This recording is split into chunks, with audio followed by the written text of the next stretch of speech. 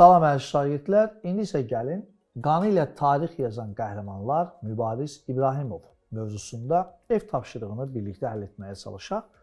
Birinci tapşırığımız Eyler-Venn diaqramındandır. Mübariz İbrahimovla Natiq Qasımov. Onları müqayisə etməliyik. Son görüntülərini xarici jurnalistlərin lentə alması. Xatırlayırsınızsa, bu Natiq Qasımov idi. Məhz Rus və İtalyan jurnalistlər onu kadra çəkmişdi. Xocalı əsirlərini xilas etmək üçün canını fəda etməsi. Mən düşünürəm ki, bunu da xatırlayırsınız. Cəfər müəllim onu da danışığa gətirmişdi ki, 22 Xocalıəsirini var və Natiq Qasımov öz canını fəda verərək onları xilas etmişdi. Böyük ehtiramla Fəxri xiyabanında dəfn edilməsi. Bildiniz ki, bu Mübariz İbrahimova aiddir. Çünki Natiq Qasımov müharibədə itkin düşmüş sayılır və onun son talihi haqqında bizim məlumatımız yoxdur. Adını doğulduğu Biləsuvar rayonunda məktəblərdən birini daşıması. Bəli, bu Mübariz İbrahimovdur. Məhz orada onun adına məktəb fəaliyyət göstərir. Qarabağın azad olunması uğruna mübarizədə şəhid olması sözsüz. Hər iki döyüşçü Qarabağ uğruna mübarizə aparıblar. Tək başına çox saylı düşmən qüvvələrinə qarşı mübarizə aparması, bu da hər ikisinə aiddir. Mübariz İbrahimov da, Natiq Qasımov da məhz tək başına mübarizə aparmaqla yadda qalıblar. Prezident İlham Əliyev tərəfindən Azərbaycanın milli qəhrəmanı adına layiq görülməsi. Və bu da diqqətli olun, Natiq Qasımov 1-ci Qarabağ müharibəsində qəhrəmanlıq göstərsə də, onun qəhrəmanlığı məhz Prezident İlham Əliyev tərəfindən dəyərləndirilmişdir.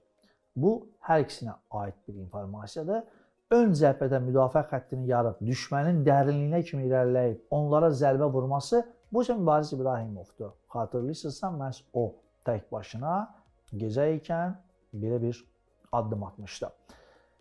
İndi isə gəlin növbəti tapşırığımıza baxaq. Növbəti tapşırığımız Azərbaycan Respublikasının milli qəhrəmanlarını seçin. Samid İmanov, mən inanıram ki, siz xatırladınız, aprel döyüşləri qəhrəmanı Samid İmanov. Bu doğru cavabdır.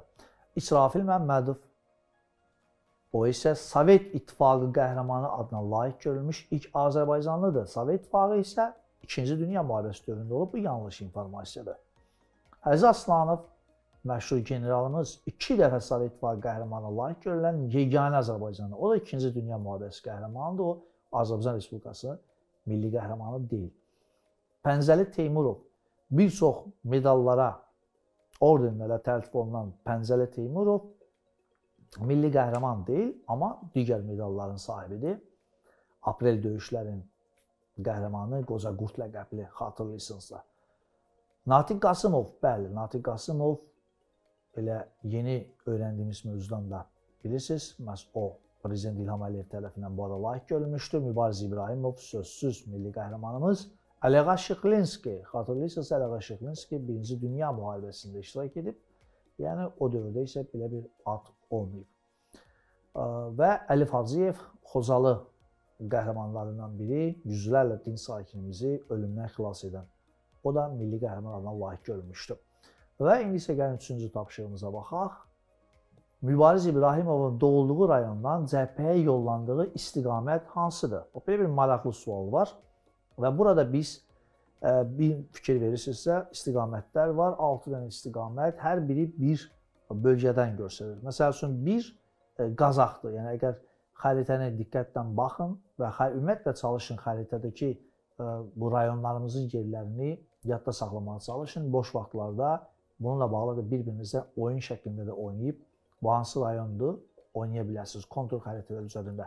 1 Qazax rayonudur, 2 Balakəndir, 3 Qubadır, 4 Abşerondur, 5 Biləsuvardır, 6 Naxçıvan bölgəsidir və burada biz bilirik ki, Biləsuvardan da olub, deməli 5 istiqaməti doğru cavab olacaq. Əziz şagirdlər, bununla da biz 3-cü tapşırığı da yerinə yetirmiş olduq və növbəti dərslərimizdə görüşmək ümidi ilə sizinlə sağollaşıram. Sağ olun, sağlıqla qalın.